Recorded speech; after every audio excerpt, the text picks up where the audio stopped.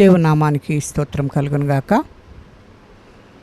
Elohim TV ప్రేక్షకులందరికీ నా హృదయపూర్వక వందనాలు చెల్లించుకుంటున్నాను.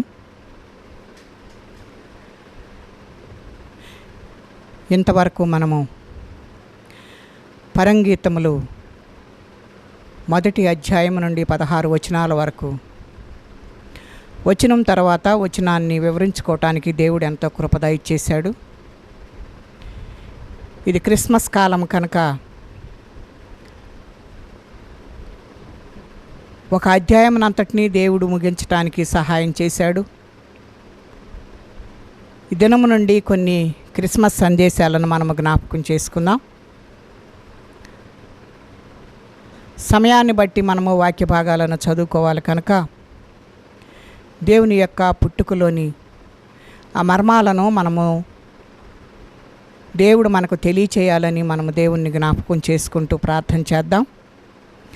చిన్న వాక్య భాగాన్ని చదువుకుని ప్రార్థనలోనికి వెళ్ళి వాక్య భాగాన్ని వివరించుకుందాం. మత్తయి సువార్త మొదటి అధ్యాయము మొదటి వచనాన్ని జ్ఞాపకం చేసుకుందాం. అబ్రహాము కుమారుడగు దావీదు కుమారుడైన యేసుక్రీస్తు వంశావళి. అబ్రహాము ఇస్సాకును కనెను, ఇస్సాకు యాకోబును కనెను, యాకోబు యోదాను అతని అన్నదమ్ములను కనెను, యోదా తామారునందు పెరెసును జెరుహును కనెను, పెరెసు ఎస్రోనును కనెను, ఎస్రోము ఆరామును కనెను, ఆరాము అమ్మీనాదాబును కనెను, అమ్మీనాదాబు నయస్సోనును కనెను, నయస్సోను సల్మానును కనెను, సల్మాను రాహాబునందు బోయజును కనెను, బోయజు రూతునందు ఓబేదును కనెను, ఓబేదు యెషయిని కనెను, యెషయి రాజైన దావీదును కనెను. చిన్న ప్రార్థన చేసుకుందాం.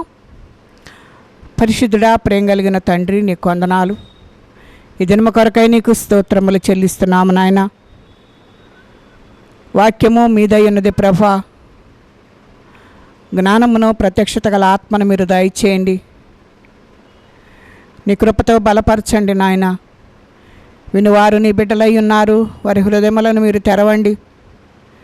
మీరు కార్యములు జరిగించండి ప్రభా. నీకు వందనాలు. విని అనేకమైన విషయములను తెలుసుకోగలిగిన మనస్సులను మీరు దయచేయండి. వాక్యమును చెప్పుచుండగా నా నోటికి బోరగా ఉండండి. మీరు నాలో ఉండండి, నాతో ఉండండి, నాతో మాట్లాడండి ప్రభా. నీకు వందనాలు. నీ నోరు బాగుగా తెరుము, దానిని నేను నింపెదనని సెలవిచ్చిన దేవుడవు. మీరు ఇచ్చిన వాగ్దానమును బట్టి నాయన మీకు స్తోత్రములు చెల్లిస్తున్నాం. అట్టి కృపను నాయన మాకు అందరికీ ఆపాదించి నేను జ్ఞాపకం చేసుకోవటానికి సహాయం చేస్తున్నందుకు నీకు కృతజ్ఞతాస్తుతులు చెల్లిస్తూ ఇది నా వాక్యమును మీ చేతులకు సమర్పించుకుంటూ యేసు పరిశుద్ధ నామమును అడిగి వేడుకుంటున్నాం తండ్రి, ఆమేన్. దేవుని నామానికి స్తోత్రం కలుగునుగాక. ఈ దినము ముందుగా యేసుక్రీస్తు యొక్క వంశావళిని జ్ఞాపకం చేసుకుంటూ ఆ వంశావళిలోని కొన్ని సంగతులను మనము ధ్యానం చేసుకుందాం. యేసుక్రీస్తు యొక్క వంశావళిని మనము జ్ఞాపకం చేసుకుంటే ఏ వంశావళిలో చూసినా పురుషులకే స్థానం ఎక్కువగా ఉంటుంది, కానీ స్త్రీలకు స్థానముగా ఎక్కువగా ఉండదు. కానీ బైబిల్ గ్రంథంలో 2 గ్రంథాలను బైబిల్ గ్రంథంలో చేర్చినట్లుగా చూస్తూ ఉన్నాం. అది ఒకటి ఎస్తేరుగా మనకు కనబడుతుంది, రెండవది రూతుగా మనకు కనబడుతూ ఉంది. వారిరువురే కాదు, కానీ బైబిల్ గ్రంథంలో వారిరువురిని చేర్చారు. కానీ యేసుక్రీస్తు వంశావళిలో మనకు 5 స్త్రీలను దేవుడు మనకు వ్రాసిపెట్టి ఉన్నాడు. అది ఆయనకి ఇష్టమైనది. వారిని ఆ రీతిగా ఆయన వంశావళిలో చేర్చుకోవటానికి ఆయన ఎంతగానో ఇష్టపడ్డట్టుగా మనము ఈ వాక్య భాగాల ద్వారా ముందు మనము చూడవచ్చు. కనుక స్త్రీలకు దేవుడు ప్రత్యేక స్థానం ఇవ్వలేదని మనం అనుకుంటాము, కానీ దేవుడు తన వంశావళిలో చేర్చుకుని మరి అట్టి స్త్రీలకు ఎటువంటి ధన్యతనిచ్చాడో మనము ఈ వాక్య భాగంలో ధ్యానం చేసుకుందాం. ఈ 5 వ్యక్తులను గురించి, ఈ వంశావళులను గురించి ఈ రీతిగా వ్రాయబడుటకు గల కారణములేంటో కూడా మనము ఈ దినము ధ్యానం చేసుకుందాం. మొదటి వచనాన్ని మత్తయి సువార్త జ్ఞాపకం చేసుకుంటే, అబ్రహాము కుమారుడగు దావీదు కుమారుడైన యేసుక్రీస్తు వంశావళి అని ఇక్కడ వాక్య భాగం సెలవిస్తుంది. ఈ వాక్య భాగంలోని ఈ వంశావళిలోని ఈ 4 స్త్రీలను ముందుగా మనము జ్ఞాపకం చేసుకుంటే,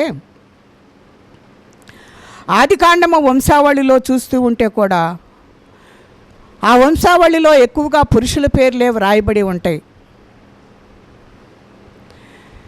ఆడవారి పేర్లు ఎవరి కూడాను ఆ వంశావళిలో రాయటానికి యూదులకు ఇష్టం ఉండదు కనుక అక్కడ ఆ వంశావళిలో పురుషులే ఎక్కువగా మనకు కనబడుతూ ఉంటారు. దేవుడు ఈ రీతిగా స్త్రీల ప్రస్తావన తీసుకొచ్చాడు అంటే ఏదైనా ముఖ్య కారణము ఉందా అని మనము దాన్ని తర్కించి మనము చూసుకోవాల్సిన వారమైనట్లుగా చూస్తూ ఉన్నాం. చాలామంది పేరున్న వాళ్ళు ఉన్నారు, ఎంతో గొప్ప విశ్వాసులుగా ఉన్నవారు ఉన్నారు, ఎంతో ధనవంతులు ఉన్నారు. అయినప్పటికీ కూడాను వారి పేర్లు ఆయన వంశావళిలో ప్రస్తావించలేదు. కానీ ఈ 5 మాత్రం దేవుడు తన వంశావళిలో వ్రాసుకున్నట్లుగా మనము చూస్తూ ఉన్నాం. అలాంటి ఈ 4 స్త్రీలను గురించి ఎందుకు ప్రస్తావించారు, ఎవరు ఈ 4 అని మనము చూస్తే, ఈ మత్తయి సువార్త 1వ అధ్యాయము 3 నుండి మనము చదువుతూ వెళితే, యూదా తామారునందు పెరెస్సును కనెను. యేసుక్రీస్తు వారి వంశావళిలో మనము జ్ఞాపకం చేసుకుంటే, యోధాని మనము జ్ఞాపకం చేసుకునవలసిన వారముగా ఉన్నాం. యోధా వలన తామారు బిడ్డలను కన్నట్టుగా మనం ఇక్కడ చూస్తూ ఉన్నాం. అసలు ఈ యోధా ఎవరు అని మనం జ్ఞాపకం చేసుకుంటే, యోసేపు కుమారుడిగా మనకు కనపడుతున్నాడు. యోసేపు కుమారులలో 4వ వానిగా మనకు కనపడుతున్నాడు.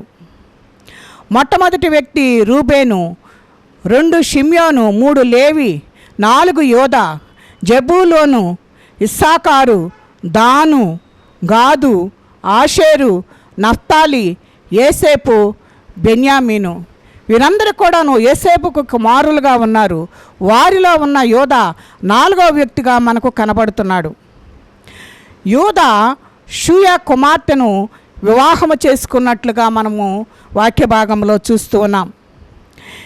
ఈ యోధాకు తను పెండ్లి చేసుకున్న తర్వాత తనకు 3 కుమారులు పుట్టినట్లుగా మనం ఇక్కడ చూస్తూ ఉన్నాం. వారు ఎవరంటే ఏరు, ఓనాను, షేలా అనేవారు పుట్టినట్లుగా చూస్తూ ఉన్నాం. ఈ రీతిగా తనకు కలిగిన ఆ బిడ్డలకు వివాహము చేశాడు. ఆ వ్యక్తే తమారుగా మనకు కనబడుతున్నట్లుగా మనం చూస్తూ ఉన్నాం. తామారునందు యోధా పెరెస్సును కనెను అని ప్రత్యేకంగా అక్కడ మనకు కనబడుతున్నట్లుగా చూస్తూ ఉన్నాం. మరి విశ్వాసులుగా ఉన్న శారా పేరు రాయబడలేదు. శారానందు ఇస్సాకును కనెనని లేదు, కానీ మిగతా వారి భార్య పేర్లు కూడా అక్కడ మనకు కనబడుతున్నట్లుగా లేదు. అబ్రహాము ఇస్సాకును, ఇస్సాకు యాకోబును, యాకోబు యోధాను కనెను అని భార్య పేర్లు చెప్పకుండా వ్రాయబడుతుంది. కానీ ఇక్కడ మాత్రం యోధా తామారునందు పెరెస్సును కనెను అన్నట్లుగా మనం ఇక్కడ చూస్తూ ఉన్నాం. ఇక్కడ మొదటి స్త్రీ తామారుగా మనకు కనబడుతుంది. పెరెస్సు, హెజ్రోను, ఆరాము, అమ్మీనాదాబు, నయస్సోను, సల్మాను. ఇలా సల్మాను వరకు వస్తే సల్మాను రాహాబునందు బోయజును కనెను. ఇక్కడ ఇంకొక స్త్రీ మనకు కనబడుతున్నట్లుగా మనం చూస్తూ ఉన్నాం. 2వ స్త్రీ రాహాబుగా మనకు కనపడుతుంది. ఆ తర్వాత బోయజు రూతునందు ఓబేదును కనెను. ఇక రూతు మనము వీళ్ళందరినీ కూడా మనము జ్ఞాపకం చేసుకుంటే ఈ పేర్లన్నీ కూడాను దేవుడు మనకు ఈ బైబిల్ గ్రంథములో వ్రాయించబడినట్లుగా చూస్తూ ఉన్నాం. 6వ వచనంలోకి వెళితే దావీదు ఉరియా భార్యనందు సొలొమోను కనునని ఇలాగా 4వ స్త్రీ కనబడుతున్నట్లుగా చూస్తూ ఉన్నాం. ఆమె పేరు బత్షెబ. ఈ వంశావళిలో కనిపించేటువంటి ఈ 4 కనబడుతూ ఉంటారు. ఇంకా ముందుకు వెళ్ళినట్లయితే తల్లి కన్య మరియ కనబడుతున్నట్లుగా చూస్తూ ఉన్నాం. ఈ 4తో మరియను కంపేర్ చేయటం కానీ చెప్పకూడదు. కానీ ఎందుకంటే మరియ ప్రత్యేకత వేరుగా మనకు కనబడుతుంది, తన ప్రస్తావన వేరుగా మనకు కనబడుతుంది, మరియ గొప్పతనము వేరుగా మనకు కనబడుతుంది. ఈ 4 గురించి మనము జ్ఞాపకం చేసుకుంటే తామారు, రాహాబు, రూతు, బత్షెబ ఈ 4 గురించే మనకు కనబడుతుంది. అంత ప్రాముఖ్యత ఏంటి అని అంటే గొప్ప వ్యక్తుల పేర్లు వ్రాయబడలేదు, కానీ వీరి పేర్లు వంశావళిలో లిఖించినట్లుగా మనం చూస్తూ ఉన్నాం. అంటే ఇవన్నీ ప్రత్యేకంగా దేవుడు మనకు చెప్పాలి అని చూస్తూ ఉన్నాడు కనుక ఇవన్నీ కూడా మరి మంచిగా ఉన్న కుటుంబాల్లో నుంచి వచ్చిన వ్యక్తులు మాత్రం కాదు, కానీ క్రాస్ కనెక్షన్స్ అన్నీ వాళ్ళు కలిగి ఉన్నట్లుగా మనము చూస్తూ ఉన్నాం. దీనిలో మొదటి స్త్రీ తామారును మనము జ్ఞాపకం చేసుకుంటే ఈమె గురించి చూస్తే యాకోబు కుమారుడు యోధ. ఈ యోధాకు మరలా 3 కుమారులు పుట్టారు. వీరి 3లో పెద్దవాడు ఏరుకు పెళ్ళి అయింది. ఆమె ఏరు చేసుకున్న భార్య పేరు ఏంటి అని అంటే తామారు. అంటే ఏరు భార్యగా మనకు అక్కడ కనబడుతుంది. వీరికి సంతానము లేనట్లుగా మనము బైబిల్ గ్రంథంలో చూస్తూ ఉన్నాం. ఏరు చాలా చెడ్డవాడుగా మరి బైబిల్ గ్రంథంలో కనబడుతూ ఉన్నాడు. చెడ్డవాడు కనుక తను చనిపోయినట్లుగా కూడా మనము చూస్తూ ఉన్నాం. పిల్లలు లేని తామారు సంతాన భాగ్యము లేదని ఎంతో వేదన పడుతున్నట్లుగా చూస్తూ ఉన్నాం. ఎన్నో అవమానాలు పడినట్లుగా మనం చూస్తూ ఉన్నాం. ఇలాంటి స్థితిలో ఎన్నో ఒత్తిళ్ళు మరి తనకు కలిగినట్లుగా మనము చూస్తూ ఉన్నాం. ఇవన్నీ కూడాను ఈ లోక సంబంధంగా ఇవన్నీ కూడా మనకు తెలిసిన విషయాలే కనుక వీటన్నిటిని కూడాను ఆమె మరి సవిచూచినట్లుగా మనకు కనబడుతుంది. అలా పిల్లలు లేరు కనుక భర్త కనుక చనిపోతే ధర్మశాస్త్రం అనేది ఒకటి ఉంది కనుక మరిది ధర్మం జరిగించవచ్చు అని అన్నదమ్ములలో ఒకరు సంతాన్ని ఇవ్వవచ్చని ధర్మశాస్త్రంలో వ్రాయబడిన రీతిగా మరి అది అంత ఇంపార్టెంట్గా సంతానమునకు ఇంపార్టెంట్ ఇస్తూ ఉన్నారు కనుక ఏరు చనిపోయిన తర్వాత పెద్ద కుమారుడు మరి అతన్ని భర్తగా ఇచ్చినట్లుగా మనము చూస్తూ ఉన్నాం.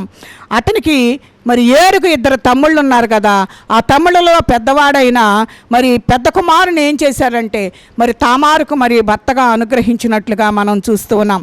వారిలో మొదటి తమ్ముడు కూడా చనిపోయినట్లుగా చూస్తూ ఉన్నాం. ఈ 3 కుమారుల్లోనూ 2 చనిపోగా మిగిలింది చిన్నవాడు అని తామారు ఇంటికి పంపించి వేస్తాడు.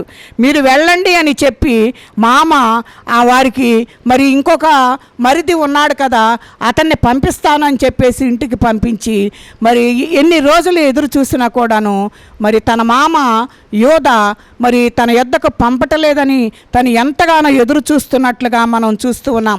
ఆమె దగ్గరకు పంపకుండా మరి ఎంతో అడ్డుపడుతున్నట్లుగా కూడా మనము చూస్తూ ఉన్నాం. కనుక ఈ ఒక్కడ కూడా చనిపోతే మరి నాకు ఎలాగా అని చెప్పేసి ఆయన భయంతో ఏం చేస్తాడు అని అంటే మరి తామారు యొద్దకు తన చిన్న కుమారుని పంపకుండా ఉంచుతాడు.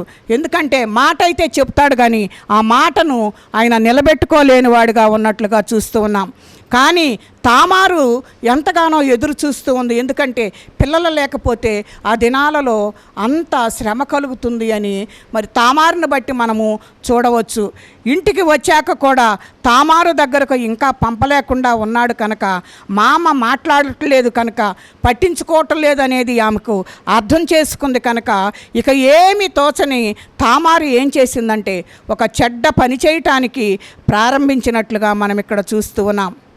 మామ వెళ్ళే దారిలో అంటే యోధా వెళ్ళే దారిలో తను వేశ్యలా వేషం వేసింది. మామతో సంతానం పొందాలి అని అనుకుంటుంది. అలా తప్పు చేసి గర్భం దాల్చి కవల పిల్లలను కంటుంది. అందులో ఒకడే పెరెస్సు. తండ్రి లాంటి మామతో తప్పు చేసింది, వేశ్యలాగా వేషం చేసింది కనుక సంతానము లేక ఇలాగే చచ్చిపోతానేమో అనే భయంతో మరి యోధా కూడా వేశ్య దగ్గరకు పోవటం కూడా తప్పే. తనేమనుకుంటుందంటే నేను బిడ్డలు లేకుండానే ఈ రీతిగానే చనిపోతానేమోనని తను ఎంతో భయపడుతున్న సమయంలో యోధా కూడాను ఆ వేశ్య దగ్గరకు రావటము మరి తను ఎంతో తప్పు చేసినట్లుగా మనం ఇక్కడ చూస్తూ ఉన్నాం. వేషం వేసిన తామారు ఇంత తప్పు చేయటానికి గల కారణం ఏంటి అని అంటే,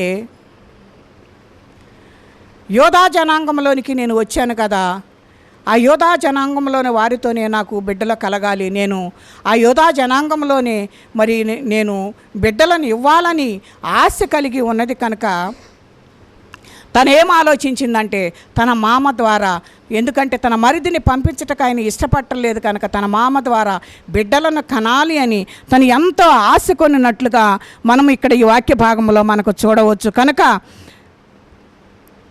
వేశ్య దగ్గరకు ఏమైతే వేశ్య వేషం వేసింది, కానీ మరి యోధా కూడాను ఆ వేశ్య దగ్గరకు పోవటం మరి ఇంకా పెద్ద తప్పుగా మనకి ఇక్కడ కనబడుతుంది. కనుక ఈ వేషం వేసిన స్త్రీ తామారు అని మాత్రం తన మామకు తెలియదు. తెలిసిన తర్వాత కర్ర, వస్తువులు, దారం లాంటివి దాచిపెట్టుకుంది. కొన్ని నెలలు గడిచిన తర్వాత గర్భం దాల్చింది అని తెలిసి మరి ఆ విషయాన్ని యోధా తెలుసుకుంటాడు. యోధా తెలుసుకుని అంటాడు కదా, అది ఎవరి వల్ల కలిగినదో దాన్ని నేను చంపేస్తాను, దాన్ని నేను మరి బ్రతకనివ్వను అని చెప్పేసి మామ తన కోడలపై ఎంతో రౌద్రుడైనట్లుగా బైబిల్ గ్రంథంలో మనం చూస్తూ ఉన్నాం. చంపేస్తాను అని అంటే ఏదో మరి చేసి చంపేయటం కాదు, కానీ ఒక కర్రను కాల్చి అది చెంప మీద ఒక ముద్రగా వేస్తారు, నొసల మీద ఒక ముద్రగా వేస్తారు. ఎందుకంటే అలాగున చేసి ఆ వేశ్యలను ఏం చేస్తారు అని అంటే అవమానపరచడానికి ఇష్టపడతారు. వారు ఎక్కడికి వెళ్ళినా ఆ మచ్చలను చూస్తారు. దానిని బట్టి వాళ్ళు మరి ఎంతో నిరాశ చెందుతూ ఎంతో అవమానం పొందుతూ ఉంటారు. కనుక ఆ ముద్రలో వేయటము అప్పట్లో ఉన్న ఆ పనులన్నీ కూడాను చేయటానికి ఆయన ఇష్టపడి అంటున్నాడు కదా, నేను చంపేస్తానని చెప్పేసి మరి కోడల్ని అంటూ ఉన్నట్లుగా మనం చూస్తూ ఉన్నాం. ఆ వేశ్య దగ్గరకు వెళ్ళేటప్పుడు నేను నీ కొరకు గొర్రెపిల్లను నేను పంపిస్తాను అంటే, నువ్వు గొర్రెపిల్లను పంపించేంత వరకు నా దగ్గర నువ్వు ఏదైనా గుర్తుగా ఉంచాలి అని చెప్పేసి తామారు తన మామయ్యైన యోధాను అడుగుతుంది. ఏమని అడుగుతుంది అని అంటే మరి ముద్రపు ఉంగరాన్ని అడుగుతుంది, కర్రను అడుగుతుంది. కనుక ఆ ముద్రపు ఉంగరము ఏంటి అని అంటే దేవుడు ఒక అధికారాన్ని అక్కడ ఆమెకు అనుగ్రహించినట్లుగా మనము చూస్తూ ఉన్నాం. అలాగున చేయటానికి ఆమె ఏం చేసిందంటే ఆ ఉంగరాన్ని తీసుకుంది, ఆ కర్రను తన దగ్గర అట్టిపెట్టుకుంది. ఆ తర్వాత ఆమె ఈ మామగారు తన మీద పోట్లాడుతూ అరుస్తూ ఉన్న సమయంలో ఎవరి ద్వారా ఆమెకు ఈ గర్భం వచ్చింది అని అంటే ఆమె అయితే తను ఏదైతే తన మామ దగ్గర తీసుకుందో ఆ వస్తువులన్నీ కూడాను మరి బయటకు తీసుకుని వచ్చి ఒక వ్యక్తిని తన యొద్దకు పంపించినప్పుడు ఆ వస్తువులన్నీ తీసుకొచ్చి ఆ వచ్చిన వ్యక్తికి చూపించి ఇవి ఎవరివో వారి ద్వారానే నేను గర్భం దాల్చానని చెప్పేసి మరి అక్కడ ప్రస్తావనకు వస్తూ ఉంది. కనుక వాటన్నిటినీ చూసి యోధా ఎంతో కంగారు పడిపోతున్నట్లుగా మనం చూస్తూ ఉన్నాం. కనుక ఈ తప్పు చేసింది మరి ఇది నా కోడలతో నేను తప్పు చేశానన్న విషయం యోధాకు కూడా తెలియదు. ఎందుకు ఆమె ఇలాంటి ప్రయత్నం చేసింది అని అంటే, ఇటువంటి పరిస్థితుల్లోనికి నేను వెళ్ళాలి అని అంటే నాకు యోధా వంశంలో నుండే నేను బిడ్డలను కనాలి అనే ఆకాంక్షతోటి ఆమె ఈ రీతిగా పని చేసినట్లుగా మనము చూస్తూ ఉన్నాం. ఈ వస్తువులను ఎప్పుడైతే చూశారో నా గర్భమునకు కారణము ఈ వస్తువులు ఉన్న వ్యక్తేనని చెప్పేసి ఎప్పుడైతే ఆ వచ్చిన వ్యక్తిని మరికి ఆ వస్తువులన్నీ ఇస్తుందో ఆ గర్భానికి మరి అతనే తండ్రి అని చెప్పేసి ఆమె వచ్చిన వ్యక్తికి ఆ వస్తువులను చూపిస్తుంది. అంతవరకు తెలియని మామ మరి అక్కడ వాళ్ళకు దొరికిపోయినట్లుగా మనము చూస్తూ ఉన్నాం. కనుక ఆదికాండం 38:26లో ఈ వాక్య భాగములన్నీ కూడాను వ్రాయబడినట్లుగా మనము చూస్తూ ఉన్నాం. కనుక యోధా ఆ వస్తువులు గుర్తుపట్టి ఈమె నాకంటే నీతిమంతురాలు అని ఆమెను గురించి సాక్ష్యమిస్తాడు. ఎందుకు అంటే మరిది ధర్మము చెయ్యాలి కనుక ఆ మరిది ధర్మము యోధానే చేయకుండా చేశాడు. కనుక నేనే ఈ పనికి ఒడికట్టాను, ఆమెకు మరి నా కుమారుని ఇచ్చినట్లయితే ఈ పరిస్థితి వచ్చేది కాదు అని చెప్పేసి యోధ మరి తన తప్పు తాను తెలుసుకొని తనే అంటున్నాడు కదా, నేనే కదా ఈ పని చేయకుండా చేసింది, అందుకే ఈ రీతిగా జరిగింది అని చెప్పేసి, నాకంటే కూడా ఆమె చాలా నీతిమంతురాలు అని చెప్పేసి యోధ ఆమెను గురించి సాక్ష్యం ఇచ్చినట్లుగా మనము చూస్తూ ఉన్నాము. కనుక తామారు నీచమైన పనికి దిగజారింది కనుక తామారు ఈ వంశావళిలో కనిపించటం, మరి ఇటువంటి పరిస్థితి కలిగిన ఆమె కూడాను ఈ వంశంలో కనిపించటం మనకు ఎంతో ఆశ్చర్యాన్ని కలిగిస్తుంది. మనం ఇలాంటి వార్తలు కనుక విన్నాము అంటే చీ ఏంటి ఇలాంటి వ్యక్తి అని మనం ఎంత అసహించుకుంటాము, కానీ దేవుడైతే అలాగున చేయలేదండి. ఆమెను తన వంశావళిలో చేర్చుకున్నట్లుగా మనము చూస్తూ ఉన్నాం. రెండవదిగా చూస్తే రెండవ స్త్రీ రాహాబుగా మనకు కనబడుతుంది. రాహాబు ఎవరు అంటే సల్మాను రాహాబు నందు బోయజును కనెనని వాక్య భాగంలో ఉంది. ఎవరు ఈ రాహాబు అంటే అందరూ చెప్పేది ఒక వేశ్య, ఆమె ఇంకా వేశ్య కాదు కానీ మారి మంచి మనిషిగా బ్రతికింది. ఇంకా ఆమెను వేశ్యగా మనము ముద్రించి చిత్రీకరించుకొనకూడదు. ఎందుకనంటే ఆమెలో ఎన్నో మార్పులు జరిగినట్లుగా మనము చూస్తూ ఉన్నాం. కానీ ఒకసారి ఆ మాటలు మనకు గుర్తుకు వచ్చాయి అంటే ప్రతిసారి దానినే మనము జ్ఞాపకం చేసుకుంటూ ఉంటాం. ఆమె వేశ్య, అంతకుముందు వేశ్య, కానీ ఇప్పుడు చాలా మారిపోయినట్లుగా మనము చూస్తూ ఉన్నాము. కనుక రాహాబు గురించి మనము చూస్తే రాహాబు మొట్టమొదటిగా ఒక వేశ్య కాబట్టి మొదట ఆ క్యారెక్టరు వేశ్యగా ఉంది కనుక దాన్ని మనము జ్ఞాపకం చేసుకోకూడదు ఇక. ఎందుకంటే అంతకుముందు అయితే ఆ స్థితిలో ఉంది, కానీ దేవునిని గుర్తెరిగిన తర్వాత ఆమె వేశ్యగా లేదని మనము జ్ఞాపకం చేసుకోవాలి. రెండవది ఏంటి అనంటే ఆమె అన్యరాలుగా మనకు కనబడుతుంది. మూడవది ఏంటి అనంటే కనానీయురాలుగా మనకు కనబడుతున్నట్లుగా మనం చూస్తూ ఉన్నాం. కనానీయులు అంటే శాపభరితమైన జనాంగంలో నుండి వచ్చినటువంటి మరి స్త్రీగా మనకు కనబడుతుంది. నాలుగవదిగా మనం జ్ఞాపకం చేసుకుంటే ఇశ్రాయేలీయులకు శత్రువులుగా కనబడుతున్నట్లుగా మనం చూస్తూ ఉన్నాం. శత్రుజాతి నుండి వచ్చినటువంటి వారు వీళ్ళు ఇక మరి వారితో కలవటానికి అవకాశం ఉండదు. కనుక మరి వారి శత్రువులను మనము ఎలాగున ఈ వంశావళిలో దేవుడు చేర్చాడు అనేది మనం ఆలోచన చేస్తే మనము ఒక్కొక్కసారి దాన్ని అంగీకరించలేని వారుగా మనము ఉంటాం. ఇక ఐదవదిగా చూస్తే అబద్ధమాడి నటించినటువంటి స్త్రీగా మనకు ఇక్కడ కనబడుతుంది. ఎందుకంటే అక్కడ వారిని నమ్మించినట్లుగా కూడా మనం చూస్తాం. ఇలా ఎన్నో మరి తన జీవితంలో ఉన్నట్లుగా మనం చూస్తూ ఉన్నాం. ఈమెలో యేసుక్రీస్తు వారి వంశావళిలో ఎలాగన చేరింది అనేది మనము జ్ఞాపకం చేసుకోవాలి. ఈమె ఇలాంటి వ్యక్తిగా ఉంటే ఈమెలో ఏమీ స్పెషల్గా ఉంది అనేది మనము జ్ఞాపకం చేసుకుంటే తన పాపంలో నుండి మారిపోయినట్లుగా మనం చూస్తూ ఉన్నాం. ఆ అసహ్యకరమైన జీవితంలో నుండి యేసుక్రీస్తు వారిని అంగీకరించినప్పుడు తన జీవితము మారినట్లుగా మనము చూస్తూ ఉన్నాం. వీళ్ళందరూ దేవుడు ఎందుకు ఈ రీతిగా తీసుకుని వచ్చాడో తర్వాత విషయాల్లో మనము మాట్లాడుకుందాం. ఇలాంటి స్త్రీలను తన వంశంలోనికి ఎందుకు చేర్చుకోగలుగుతున్నాడనేది మనము జ్ఞాపకం చేసుకోవాలి. మూడవదిగా జ్ఞాపకం చేసుకుంటే రూతును మనము చూసుకోవాలి. రూతు మాత్రం ఇలాంటి పరిస్థితులు ఆమె జీవితంలో ఏమీ లేవు, కానీ దేవుని యందు భయము భక్తి కలిగినదిగా మనకు కనపడుతూ ఉంది. ఆమె ఒక వినయమ కలిగిన స్త్రీగా మనకు కనబడుతుంది, కానీ ఆమె మోయాబీరాలుగా మనకు కనబడుతుంది. మోయాబీలు అంటే ఎవరంటే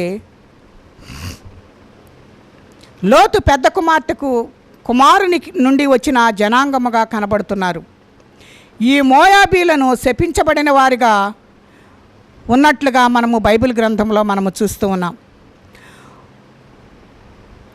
ఈ మోయాబీలను శపించిన వారిగా ఉన్నారు కనుక వారిని ఎవరు కూడా లెక్క చేయనటువంటి వారిగా మనకు కనబడుతూ ఉన్నారు. ఇశ్రాయేలులలో వీరు కలవటం అనేది కుదరదు. అలాంటిది మోయాబీలను మాత్రం ఈ వంశావళిలో దేవుడు కలిపినట్లుగా మనం చూస్తూ ఉన్నాం.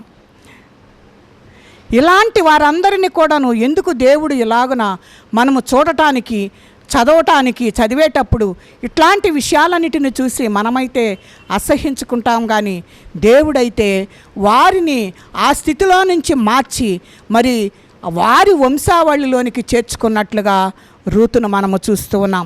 4వదిగా మనము జ్ఞాపకం చేసుకుంటే ఉరియా భార్య బత్షెబాను మనము జ్ఞాపకం చేసుకోవాలి. ఉరియా భార్యగా ఉన్న స్త్రీగా మనం చూస్తూ ఉన్నాం. బైబిల్ గ్రంథంలో దావీదు తనను చెరపట్టి తీసుకుని వచ్చాడు, కానీ తన ప్రమేయం అంటూ ఏమీ లేదు. అలాంటి పరిస్థితులన్నింటినీ మనము జ్ఞాపకం చేసుకుంటే దేవుడు కూడాను దావీదు భార్య అని వ్రాయబడలేదు, కానీ ఉరియా భార్యగా మాత్రమే ఆమెను గుర్తించినట్లుగా మనం చూస్తూ ఉన్నాం. బత్షెబా ఎదుర్కొన్నటువంటి పరిస్థితుల్లో కూడా ఆమెకు ఎలాంటి పరిస్థితులు తన ఇష్టపూర్వకంగా ఏది అక్కడ చేసినట్లుగా మనము చూస్తూ ఉన్నాం. భర్త చనిపోయాడు, కానీ ఆమె ప్రమేయం ఏది కూడా లేకుండా పోయింది. ఆమె వలన కాదు కానీ విధవరాలుగా బ్రతకలేదు, ఆమె ప్రమేయం కూడా ఏమీ లేదు. ఎందుకంటే ఆమె అంతఃపురానికి తీసుకురాబడింది కనుక, తన ప్రమేయం లేకుండానే అక్కడికి తీసుకురాబడింది కనుక ఆనాటి సమాజంలో ఎన్నో ఎదుర్కొని ఉంటుంది. మొదటిగా ఒక బిడ్డను కన్నది, కానీ ఆ బిడ్డ చనిపోయినట్లుగా మనం చూస్తూ ఉన్నాం. ఆ తర్వాత ఇంకొక బిడ్డ పుట్టాడు, అతడే సొలొమోను. ఈ విధంగా సొలొమోనుకు తల్లి అయింది బత్షెబా. మనం జ్ఞాపకం చేసుకుంటే ఈ 4 స్త్రీలు కూడా వారి వారి జీవితాలను మనము చూస్తే అన్నీ వంకరతనంగానే మనకు కనపడుతూ ఉంటాయి. అలాగే వారి యొక్క గుణగుణాలను కూడా మనము చూస్తూ ఉన్నాం. వారిలో ఏదో ఒక గలిబిలి మనకు కనబడుతుంది, ఏదో ఒక ఆందోళన మనకు కనబడుతుంది. ఈ వంశావళిలో ఈ 4 స్త్రీలే కాదు, కానీ చెడ్డ వ్యక్తులను మనము జ్ఞాపకం చేసుకుంటే కోరహు, మనషే, రెహబాము, అబ్యా ఇలాంటి చరిత్ర కలిగిన వారు మరి ఎందరో ఉన్నట్లుగా మనము చూస్తూ ఉన్నాం. వంశావళిల్లో స్త్రీలకు ఈ స్థానము ఉండదు కనుక చరిత్ర కలిగినటువంటి ఈ వంశావళిలో మాత్రం ఈ 4 స్త్రీలలో చేర్చబడ్డనట్టుగా మనము చూస్తూ ఉన్నాం. ఎందుకు వాటికి కారణం ఏంటి అని అంటే వారి ప్రస్తావన ఏంటి అనేది మనం జ్ఞాపకం చేసుకోవాలి. దానిలో మొట్టమొదటిగా ఆలోచన చేస్తే ఈ వంశంలో మరి అది రాజు గోత్రంగా మనకు కనబడుతున్నట్లుగా మనం చూస్తున్నాం. అది యోధా వంశంగా మనకు కనబడుతుంది. యోధా నుంచి వచ్చినటువంటి వారు యూదుల కోసమే అని యూదులు ఎదురు చూస్తున్నటువంటి రాజు, రాబోయేటువంటి ఆ రాజు యూదుల కోసం వచ్చేవాడు కాదు అని తెలియజెప్పటానికి వచ్చింది. యూదుల కోసం మాత్రమే కాదు, సర్వలోక మానవాళి కోసం, అన్యుల కోసం, నశించిన వారిని వెదకి రక్షించటం కోసం ఆయన వచ్చినట్లుగా మనం చూస్తూ ఉన్నాం. ఈ లోక రక్షణార్థం ఆయన వచ్చారు కనుక వారికి కూడా స్థానం కలిగించినట్లుగా మనం చూస్తూ ఉన్నాం. వారిని కూడా చేర్చుకున్నట్లుగా మనం చూస్తూ ఉన్నాం. తామారు బయట నుండి వచ్చిందే, బయట నుండి వచ్చి యూదులతో కలిసి రాహాబు కూడా ఒక అన్యురాలుగా మనకు కనబడుతుంది, మరి కానానీరాలుగా కనబడుతుంది, కానీ శాపభరితమైన జీవితము నుండి వచ్చినట్లుగా మనం చూస్తూ ఉన్నాం. ఇశ్రాయేలీలకు శత్రువైనా కూడా మరి దేవుడు తన వంశావళిలో చేర్చుకున్నట్లుగా చూస్తూ ఉన్నాం.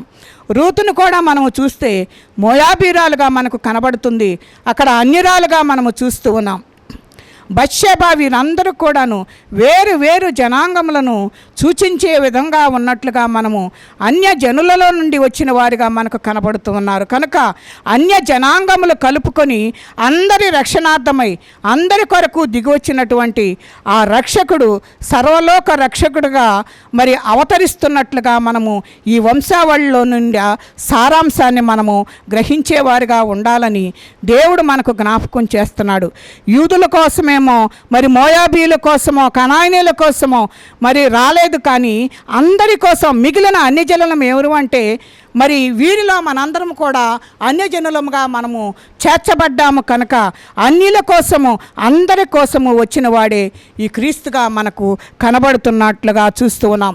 అది తెలియజెప్పటానికే ఒక్కరని కాదు, ఇద్దరని కాదు, కానీ సమస్తములోనూ మరి ఈ ప్రపంచంలో ఉన్న సమస్తములో ఉన్న వారందరి కొరకు నేను వచ్చానని చెప్పటానికే ఇలాంటి స్థితిగతులు కలిగిన, ఇలాంటి జీవితం కలిగిన వారిని కూడాను ఆయన వంశావళిలో పెట్టుకున్నాడు. ఎందుకంటే ఆయన పాపుల కొరకే వచ్చాను, నీతిమంతుల కొరకు నేను రాలేదు అని చెబుతున్నాడు. ఎలాంటి పాపము కలిగిన వారినైనా ఆయన క్షమించటానికి ఇష్టపడుతూ ఉన్నాడు. కనుక నీవు నేను చేయగలిగిన పరిస్థితులు ఎలాంటివి ఉన్నా కూడాను ముందుగా దేవుని యొద్దకు మనం రావాలి అని చెప్పేసి, దేవుని యొక్క లెక్కలో మనం ఉండాలి అని అంటే దేవుని విశ్వాసములుగా, దేవునితో సహవాసం కలిగిన వారిగా ఉండాలి అని చెప్పేసి దేవుని యొక్క వాక్యము మనకు హెచ్చరిక చేస్తూ ఉంది. కనుక అందరూ కూడాను రక్షణ పొందాలని ఆయన ఆశ ఉన్నది. కనుక దేవుడి కొద్ది మాటలు మన వినికిడిలో దీవించి ఆశీర్వదించునుగాక. చిన్న ప్రార్థన చేసుకుందాం.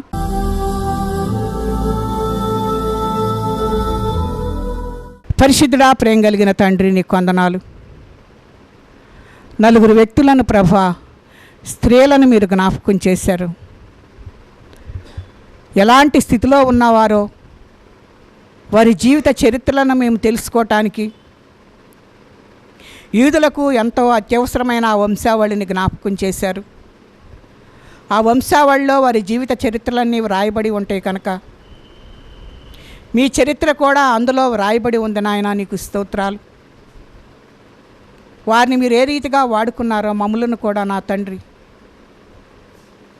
మీ యొక్క వంశావళిలో మమ్ములను కూడా చేర్చుకోనండి. మేము కూడా అన్యులముగా ఉన్నాం ప్రభా. నీ రక్షణను బట్టి నీతో సహవాసం చేయటానికి నీ కృప ఇచ్చారయ్యా. మేమైతే నాయన అంత అర్హత కలిగిన వారము కాదు, కానీ మీరు ఇచ్చిన కృపను బట్టి నాయన నీకు వందనాలు చెల్లించుకుంటూ మేమందరము కూడా రక్షించబడి నీ రాజ్యవ్యాప్తి కొరకు నాయన మేమందరము కూడా సిద్ధపడేవారిగా ఉండినట్లు సహాయము దయచేయమని, నీ సంతోషము ఆనందము మేమందరము మా కుటుంబాల్లో అనుభవించుటకు కావలసిన కృపను మీరు దయచేయమని, మీరు వచ్చిన ఆనందము నాయన మా హృదయాల్లో ఫలించినట్లు, మా కుటుంబాల్లో ఫలించినట్లు సహాయము దయచేయమని, మీరు మాకు సమాధానకర్తగా ఉండి నడిపించమని, మా కుటుంబాల్లో నెమ్మది దయచేయమని, మీరు పుట్టినందువల్ల మేము సంతోషించినట్లు నాయన మమ్మల్ని అందరినీ నాయన నింపమని యేసు పరిశుద్ధ నామమున అడిగి వేడుకుంటున్నాం తండ్రి. ఆమేన్.